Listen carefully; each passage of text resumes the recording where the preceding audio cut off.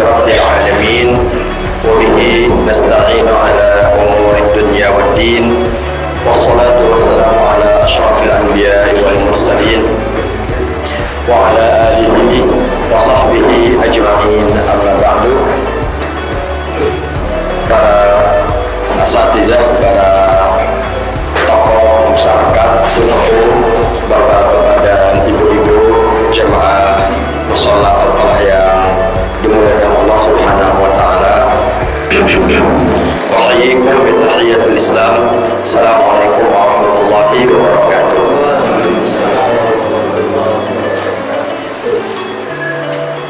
Marilah kita sama-sama memanjatkan puji dan syukur kehadirat Allah Subhanahu wa taala atas segala nikmat yang Allah anugerahkan untuk kita semuanya.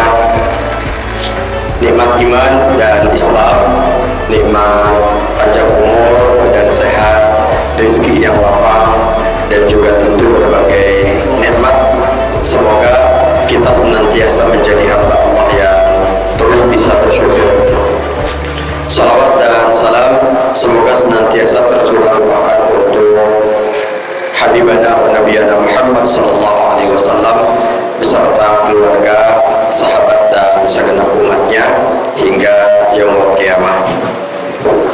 Dan untuk kajian kita pada malam hari ini, marilah kita sama-sama dengan membaca surat Al-Fatihah ila hadratin Nabi Mustafa Muhammadin Rasulullah sallallahu alaihi wasallam wa ala alihi wa jami'i ikhwanihi minal anbiya'i wal mursalin wa sahabati wa tabi'in wa man ittaba'ahum bi ihsan ila yaumiddin wa ila jami'i ahli al-qubur minal muslimin wal muslimat bahriha wa bahriha minal masyriqi ila al-maghrib, khususan abaina wa ummahatina wa ajdadina wa jaddatina wa masyayikhina wa masyayikhi masyayikhina wa asatidatina wa asatidati asatidatina wa liman ahsana ilaina wa liman ijtama'na wa bisabihi syai'un lillahi lahul fatihah.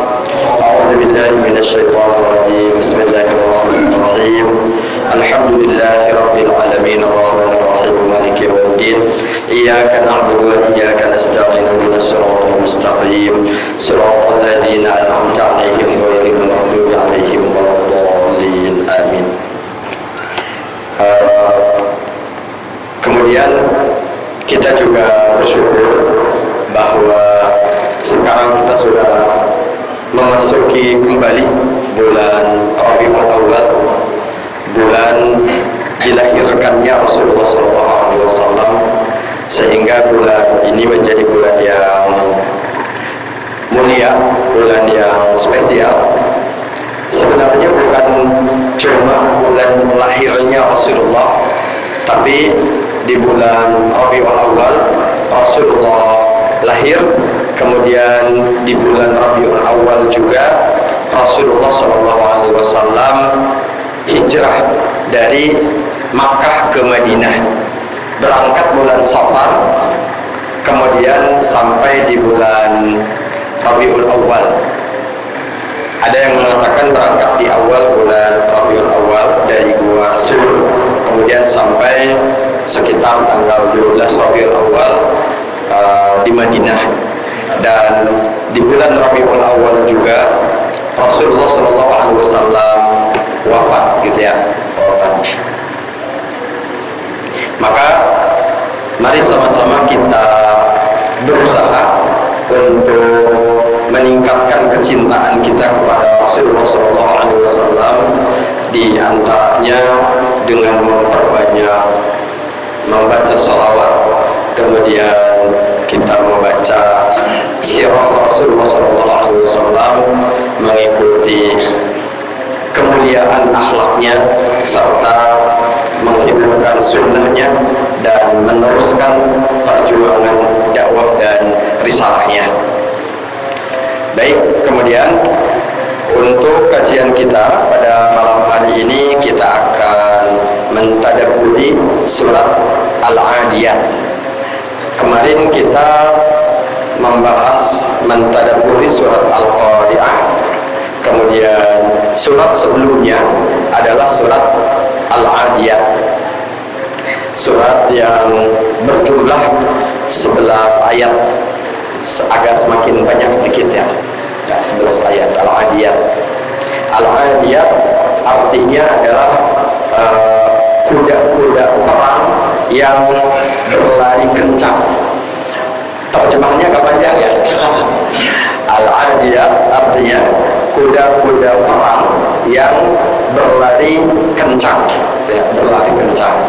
Sebenarnya sih kalau secara harfiah artinya Al-Adiyat itu yang berlari kencang. Nah, Allah di sini nggak menyebutkan yang berlari kencang ini siapa, gitu. Tapi kemudian dalam salah satu versi penafsiran yang masyhur, yaitu tafsir jumhur, gitu ya, jumhur ulama mufassirin menafsirkan yang berlari kencang itu adalah kuda perang, gitu ya, kuda perang. Baik, mari sama-sama kita baca surat Al-Adiyat. Kita baca dulu ayatnya. A'udzu billahi minasy syaithanir rajim. Bismillahirrahmanirrahim. Wal 'adiyati dhabha, fal muriyati qadha, fal mughirati subha, فأثرن به نقعا فوسطن به جمعا إن الإنسان لربه لكنود وإنه على ذلك لشهيد وإنه لحب الخير لشديد أفلا يعلم إذا بعثر ما في القبور وحصل ما في الصدور إن ربهم بهم يومئذ لخبير صدق الله العظيم. Masih agak asing ya? Masih lebih hafal surat Ad-Duha ya. Walaupun surat Ad-Duha sebenarnya masih beberapa surat lagi. Surat Al-Adiyat ini udah agak ujung sebenarnya. Dua surat sebelum Al-Hakumah atau At-Takatsur. Baik. Bismillahirrahmanirrahim. Qala Allah Ta'ala fil Qur'anil Azim. Allah Subhanahu wa taala berfirman, wal 'adiyati dhabha, demi kuda-kuda perang yang berlari kencang seraya terengah-engah. Di sini di dalam ayat di surat Al-Adiyat ayat 1 yang barusan dibaca sebenarnya hanya ada dua kata. Kata pertama wal 'adiyat dan kata yang kedua dhabha, ya. Tapi terjemahannya agak panjang ya. Wal 'adiyati dhabha, demi kuda-kuda perang yang berlari kencang sambil terengah-engah, gitu. Terengah-engah. Nah, itu terjemahnya. Jadi wal 'adiyat artinya demi kuda-kuda perang yang berlari kencang, kemudian dhabha sambil terengah-engah. Itu kalau di di penggal-penggal penerjemahannya seperti itu. Jadi Allah Subhanahu wa taala mengawali surat Al-Adiyat ini dengan sebuah sumpah. Kalau di surat-surat sebelumnya kita kemarin sudah menemukan juga satu surat yang diawali dengan sumpah, itu yaitu surat Al-Asr atau surat Wal Asr, gitu ya. Wal Asr, demi masa, demi waktu atau demi waktu asar. Nah, di sini Allah Subhanahu wa taala bersumpah demi kuda-kuda perang yang yang berlari kencang. Dan karena larinya itu begitu cepat, sehingga kuda-kuda itu terengah-engah, mendengus terengah-engah. Jadi sebenarnya ada sebagian mufassir yang menerjemahkan Al-Adiyat ini bukan dengan kuda perang, tapi unta, seperti sahabat Ali bin Abi Thalib radhiyallahu anhu atau Ibnu Mas'ud radhiyallahu anhu itu menafsirkan Al-Adiyat ini unta. Kenapa? Katanya karena memang kalau melihat apa yang terjadi pada perang pertama, yaitu perang Badar, yang terbanyak ditunggangi oleh umat Islam yang menjadi pasukan perang pada perang Badar itu adalah unta. Kudanya cuma ada dua, ya. Dua, yang banyak itu unta. Nah, tapi tadi kembali, kalau menurut mayoritas Al-Adiyat ini adalah kuda. Jadi kata kudanya itu nggak ada. Makanya kenapa tadi ada perbedaan pendapat, karena memang nggak ada. Yang ada sifatnya yang berlari kencang, berlari kencang.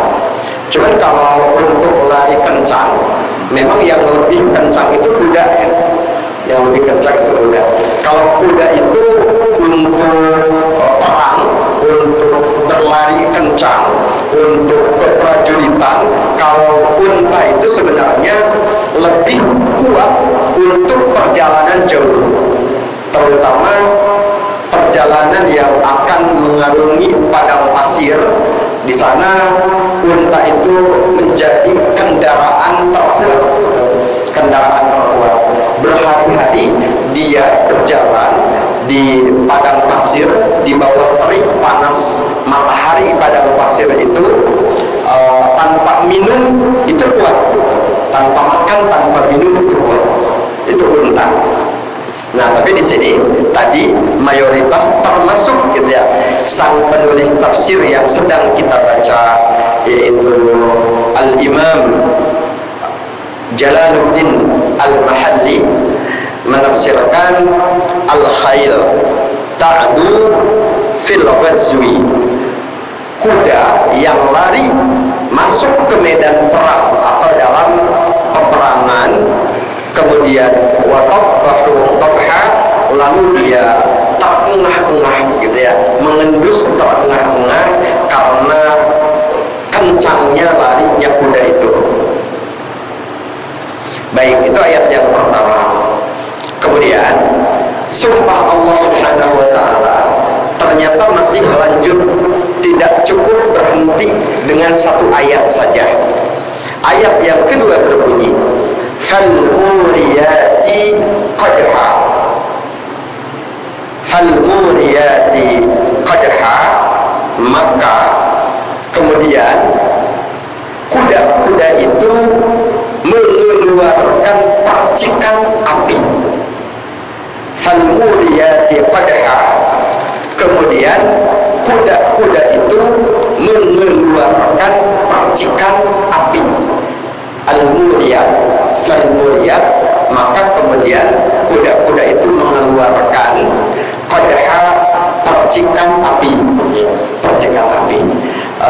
Percikan api ini keluar maksudnya dari sepatunya, kakinya yang dengan kencangnya lari itu menginjak batu-batu yang ia lewati itu, kemudian keluar percikan-percikan api itu.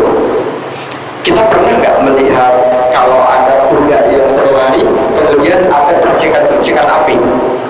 Kalau kita belum pernah melihat, mungkin kuda yang kita lihat langsung itu larinya tidak terlalu kencang mungkin gitu ya, mungkin. Ini memang gambaran tentang situasi peperangan yang begitu heroik, begitu heroik. Kemudian di ayat yang ketiga Allah melanjutkan sumpahnya, falmughirati subha, kemudian kuda-kuda itu menyerang dengan tiba-tiba di waktu pagi, di waktu subuh. Jadi kata terakhir itu subha, artinya artinya subuh gitu ya. Subha artinya subuh. Fal mughirati subha. Kemudian kuda-kuda itu menyerang dengan tiba-tiba. Mughirat itu artinya cepat, tiba-tiba, dan menyerang di waktu pagi, di waktu pagi. Dulu kita sebenarnya suka melihat ada film Serangan Fajar ya, Serangan Fajar, film yang dibuat oleh sutradara Arifin Zainur, tapi menceritakan tentang perjuangan gitu ya, masa perjuangan kemerdekaan ketika pada tahun 1948 ya, kan merdeka itu 1945 ya, 45, kemudian 1948 Belanda balik lagi, nggak redo gitu, Indonesia merdeka, mau menjajah lagi, mau menyerang lagi. Nah di situ ada kemudian satu peperangan di Jogja, ya kan, ibu kota Indonesia saat itu di Jogja ya, di Jogja. Kemudian ada gerilya para pahlawan TNI bersama masyarakat yang menyerang Belanda itu di sekitaran Jogja, Salatiga, Semarang gitu ya, Semarang. Walaupun kalau film sih, kalau film fiksi gitu, cuman dihubungkan dengan peristiwa sejarah gitu, peristiwa sejarah.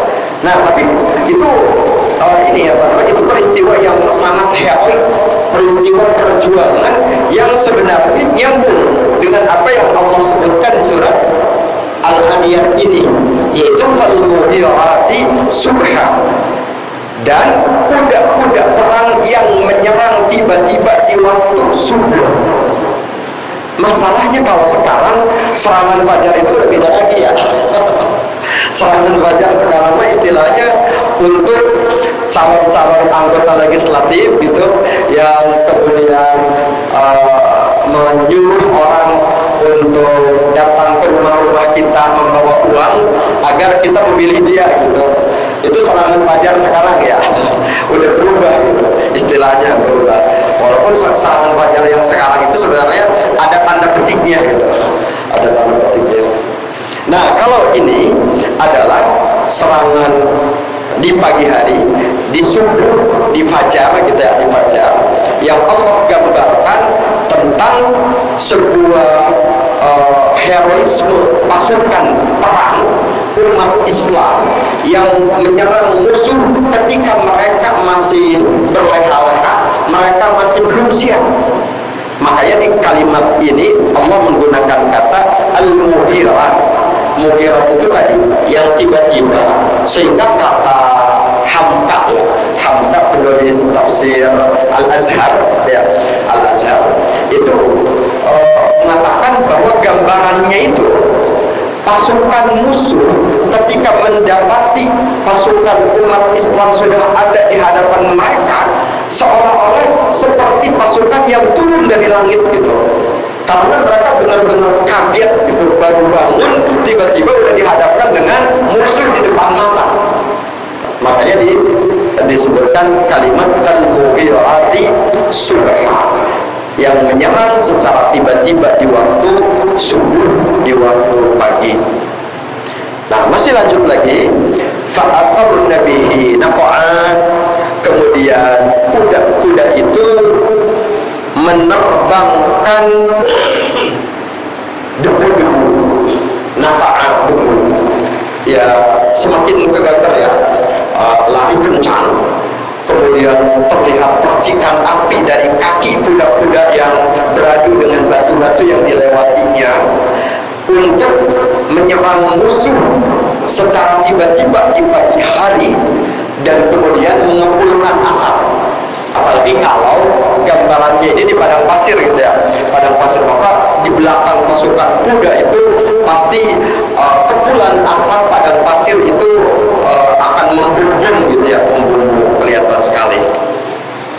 Fa'atharna bihi naqa'a, lalu kuda-kuda itu dengan kencangnya lari mereka itu menerbangkan debu-debu. Kemudian fawasaqna bihi jam'a, lalu mereka menyerang ke tengah-tengah pasukan musuh. Fawasaqna, wasat itu artinya tengah, ya. Lalu mereka masuk ke tengah-tengah jam'a, pasukan musuh. Jam'a itu artinya kumpulan, dan kumpulan yang dimaksud di sini adalah pasukan perang, ya, pasukan perang. Fawasaqna bihi jam'a. Ini 5 ayat yang Allah jadikan sebagai sumpah. Jadi sumpahnya itu ada 5 ayat. Wal adiyati dhabha, demi kuda-kuda perang yang berlari kencang dan terengah-engah. Fal muriyati qadha, lalu mereka mengeluarkan percikan api. Fal mughirati subha, lalu mereka menyerang secara tiba-tiba di waktu subuh. Fa'atharna bihi naq'a, lalu mereka menerbangkan debu. Fawasaqna bihi jam'a, sampai kemudian mereka memecah masuk ke tengah-tengah pasukan musuh. Ini bagian pertama dari surat Al-Adiyat yang akhir ayatnya itu bunyinya sama, ya, bunyinya sama. Dhabha, qadha, subha, naq'a dan jam'a. Tanwin semua, tanwin fathah semua. Dan itu awal surat Al-Adiyat yang dijadikan oleh Allah Subhanahu wa ta'ala dalam bentuk sumpah Allah. Kemudian kita lanjut ke bagian yang kedua, mulai dari ayat yang ke-6. Allah Subhanahu wa ta'ala berfirman, innal insana li rabbih lakanud. Innal insana, sesungguhnya manusia itu li rabbih lakanud, betapa sangat-sangat ingkar kepada Tuhannya. Betapa sangat-sangat ingkar lakanud li rabbih, kepada Tuhannya, kepada Tuhannya. Jadi kanud di sini Imam Al-Mahalli, Imam Syekh Jalaluddin Al-Mahalli mengatakan lakanud itu sama dengan kata lakafur, tafsirannya itu artinya sangat kufur. Lakanud itu sangat inkar, atau bahasa lainnya sangat kufur, sangat kafir. Karena kufur itu kan bahasa Indonesianya sebenarnya inkar. Dan inkar yang dimaksud di sini adalah inkar terhadap nikmat Allah Subhanahu wa ta'ala. Tidak mau bersyukur. Benar-benar dia tidak mau mengakui kalau nikmat yang ia dapatkan sebenarnya merupakan pemberian anugerah dari Allah Subhanahu wa ta'ala, sehingga dia memang gak mau bersyukur sama sekali. Kenapa dia bisa seperti itu? Wa innahu ala dzalika lasyahid, padahal sesungguhnya ia mengetahui, menyaksikan atas apa yang ia lakukan. Artinya dia kufur, dia inkar itu sebenarnya sadar. Bukan nggak sadar, dia sadar, dia tahu gitu, bahwa dia itu sebenarnya orang inkar. Dia itu orang yang tidak mau bersyukur. Wa innahu ala dzalika lasyahid, dan sesungguhnya dia ala dzalika, terhadap kekufurannya itu, lasyahid, menyaksikannya. Dia mengetahui, menyaksikan atas apa yang ia lakukan, yaitu keingkaran, kekufuran terhadap nikmat yang Allah berikan. Hal itu wa innahu lihubbil khairi lasyadid, dan sesungguhnya ia lakukan itu karena ia sangat-sangat mencintai harta. Wa innahu, dan dan sesungguhnya dia lihubbil khairi, terhadap kecintaan kepada harta, lasyadid, sangat-sangat parah, sangat dahsyat, luar biasa.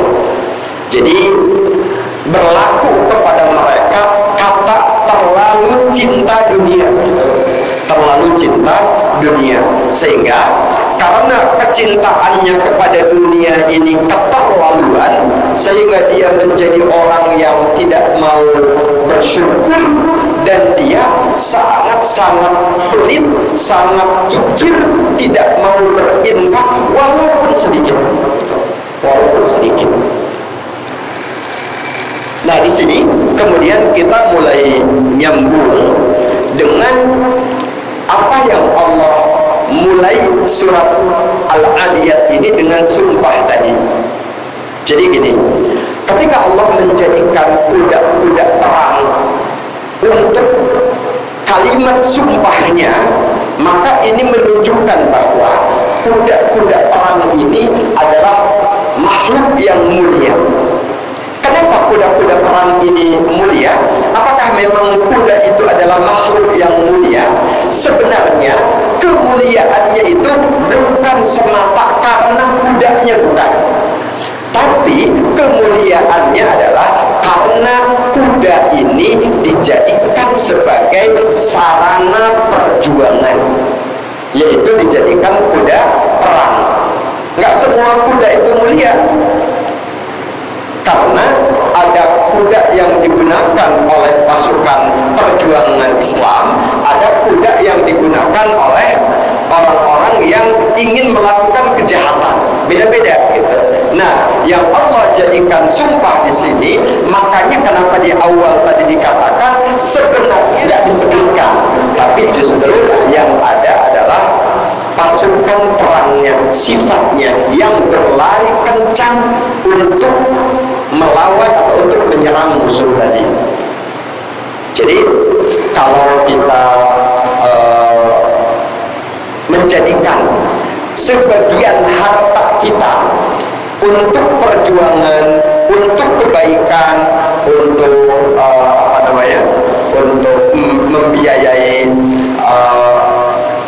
musola, untuk membiayai kepentingan sosial di tengah-tengah masyarakat kita, untuk berinfak kepada orang-orang yang membutuhkan, untuk berinfak sebagai bakti kita kepada orang tua kita, untuk pendidikan anak-anak kita agar anak-anak kita mendapatkan pendidikan yang baik, maka peruntukan itulah yang menentukan semulia apa harta yang kita infakkan.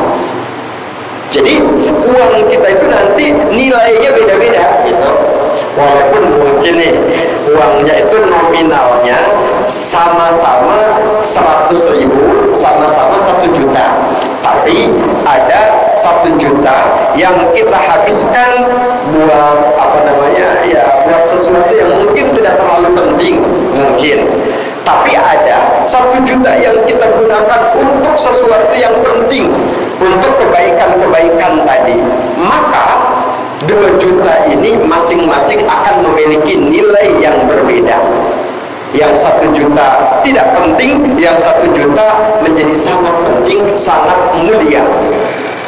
Nah, ini yang menjadi bimbingan, arahan bagi kita dari sumpah Allah di awal surat Al-Adiyat ini, bahwa kita harus memiliki keinginan yang kuat untuk menjadikan harta kita semulia mungkin, semulia-mulianya, yaitu tadi dengan didermakan, dengan dipartisipasikan dalam perjuangan Islam, dalam urusan-urusan kebaikan. Nah, tapi ternyata justru yang terjadi, nah ini yang bagian kedua tadi ya, justru yang terjadi manusia malah jangankan berinfak dengan 1 juta tadi gitu ya, bahkan dengan 100.000, 10.000, 5.000 atau 1.000 pun nggak mau. Kenapa? Karena dia dan jika segumpal darah yang ada di dalam jasad kita itu rusak, fasadal jasadu kulluh, maka rusaklah seluruh jasad kita. Kalau instruksi dari hatinya buruk, maka tangan akan melakukan keburukan itu, mata akan melakukan keburukan itu, kaki akan melakukan keburukan itu. Ala wahyal qalbu, dan ketahuilah segumpal daging itu adalah hati, atau menurut sebagian penerjemah itu jantung gitu ya, hati atau jantung. Yang jelas itu instruksi yang memberikan komando kepada seluruh anggota tubuh yang lain gitu, yang lain. Nah, maka ini menentukan, dan di sini Allah Subhanahu wa taala mengatakan bahwa apa yang diinstruksikan oleh hati yang tidak ada orang lain yang tahu, dan Allah Subhanahu wa taala tahu, dan nanti akan dibongkar, akan dijelaskan, diberitakan dalam pencatatan amal di yaumul hisab nanti, setelah dibangkitkan dari alam kubur di hari kiamat nanti. Wa hussila ma fis sudur, dan dilahirkan, dizohirkan, dikeluarkan, ditampakkan apa yang ada di dalam hati. Inna rabbahum bihim yawma idzil khabir, sesungguhnya Tuhan mereka pada hari itu maha mengetahui atas keadaan mereka, keadaan setiap insan, keadaan semua makhluk yang akan dihadapkan kepada hisaban. Inna rabbahum bihim yauma idzil khabir, sesungguhnya Tuhan mereka pada hari itu maha mengetahui atas keadaan mereka, atas keadaan seluruh manusia, setiap insan. Jadi khabir itu artinya maha mengetahui. Cuman maha mengetahuinya di sini tidak menggunakan kata alim, ya. Allah itu di antaranya yang biasa diterjemahkan dengan maha mengetahui itu ada alimun, maha mengetahui, khabirun juga maha mengetahui. Kalau alimun, maha mengetahui, yang pengetahuannya Allah itu mencakup seluruh apa yang terjadi di alam semesta ini. Sedangkan khabir artinya maha mengetahui, yang sifat pengetahuan Allah Subhanahu wa taala itu sangat-sangat detail. Sekecil apapun urusan itu Allah Subhanahu wa taala mengetahuinya. Nah, makanya la khabir di sini pengetahuan Allah Subhanahu wa taala yang dihubungkan dengan apa yang ada di dalam hati manusia gitu.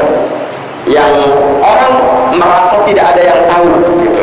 Tidak ada yang tahu, tapi sesungguhnya tidak ada yang rahasia bagi Allah Subhanahu wa taala. Inna rabbahum bihim yawma idzil khabir. Jadi ini ayat yang terakhir, ayat 11 di surat Al-Adiyat ini. Allah Subhanahu wa taala mengingatkan bahwa jangan sampai kita merasa Allah Subhanahu wa taala tidak mengawasi kita, tidak melihat kita, karena sesungguhnya seluruh apa yang kita lakukan itu Allah awasi, Allah ketahui. Bahkan walaupun Allah Subhanahu wa taala itu adalah zat yang maha mengetahui, alimun khabir, ya, alimun khabir, tapi ternyata juga Allah menugaskan para malaikatnya, ada raqib dan atid, yang mencatat setiap amal yang kita lakukan, baik ataupun buruk, gitu ya. Ketika amal itu diketahui oleh orang banyak, ataupun amal yang kita lakukan sendirian ketika kita berada di tempat gelap, gak ada orang yang tahu, Allah mengetahui, dan para malaikat yang ditugaskan oleh Allah untuk mencatat amal kita juga mengetahuinya. Alimul khabir. Nah, baik, jadi kesimpulannya dari surat Al-Adiyat ini dibagi 3 tadi. Bagian yang pertama, ayat 1 sampai ayat 5, Allah memberikan pelajaran kepada kita tentang betapa kuda-kuda perang itu melakukan apa yang diperintahkan oleh tuannya, walaupun harus terengah-engah, dia lakukan dengan sangat-sangat all-out luar biasa. Untuk apa? Agar mendapatkan ridho Tuhannya. Gitu ya. Ini sebuah pelajaran dari sumpah Allah di bagian pertama, di ayat 1 sampai ayat yang kelima. Yang menurut sebagian ahli tafsir, sumpah ini juga menggambarkan bahwa sebenarnya betapa hari pembalasan itu sangat dekat, kematian itu sangat dekat. Maka oleh karena itu jangan sampai kemudian kita lalai dan tiba-tiba waktu untuk melakukan kebaikan itu sudah nggak ada lagi, sudah tidak ada kesempatan bagi kita untuk melakukan kebaikan. Itu pelajaran yang kedua yang disampaikan oleh para ulama ahli tafsir di antaranya. Kenapa? Karena di bagian yang kedua Allah menegur kita tentang karakter manusia yang karena kecintaannya kepada dunia yang sangat-sangat parah, kemudian manusia itu menjadi ingkar, tidak mau bersyukur atas nikmat Allah Subhanahu wa Ta'ala, dan sifat ingkarnya itu kemudian diikuti dengan sifat yang sangat-sangat kikir, sangat pelit. Dia tidak mau berinfak. Padahal ketika dia berinfak, maka infak itulah justru yang akan menentukan harta dia menjadi harta yang terhormat, menjadi harta yang mulia, yang akan membawa dia kepada kemuliaan. Kenapa? Karena di bagian yang ketiga Allah Subhanahu wa Ta'ala mengingatkan kita bahwa setelah mati kita akan dibangkitkan dari kematian kita, dari kubur kita, dibangkitkan untuk menghadapi hari perhitungan amal.